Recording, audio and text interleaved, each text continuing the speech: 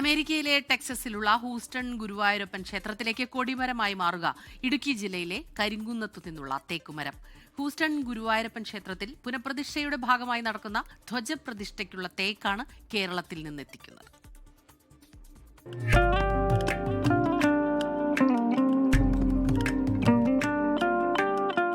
തച്ചുശാസ്ത്ര വിദഗ്ധൻ കാണിപ്പയ്യൂർ കൃഷ്ണൻ നമ്പൂതിരിപ്പാടിന്റെ കണക്ക് പ്രകാരം പുനഃപ്രതിഷ്ഠയ്ക്കുള്ള തേക്കുമരം കണ്ടെത്തിയത് കരിങ്കുന്നം മലയപ്പറമ്പിൽ ടോമി മാത്യുവിന്റെ പുരയിടത്തിൽ നിന്ന്.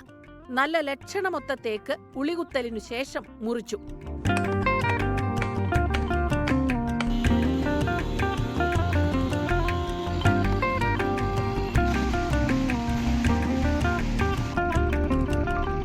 തേക്ക് നിലം തൊടാതെ കോട്ടയം നട്ടാശ്ശേരി വേമ്പിൻകുളങ്ങര മഹാവിഷ്ണു ക്ഷേത്രത്തിലേക്ക് ഘോഷയാത്രയായി കൊണ്ടുപോയി.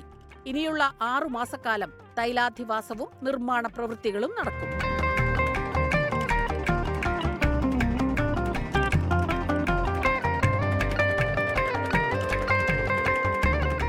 നിർമ്മാണം പൂർത്തിയായാൽ കൊടിമരം കപ്പലിൽ അമേരിക്കയിലേക്ക് കൊണ്ടുപോകും. മലപ്പുറം സ്വദേശി വിഷ്ണു ആചാര്യയുടെ നേതൃത്വത്തിലാണ് നിർമ്മാണം. ഗുരുവായൂർ ക്ഷേത്രത്തിലെ പൂജാവിധികളാണ് ഹൂസ്റ്റണിലെ ഗുരുവായൂരപ്പൻ ക്ഷേത്രത്തിൽ പിന്തുടരുന്നത്.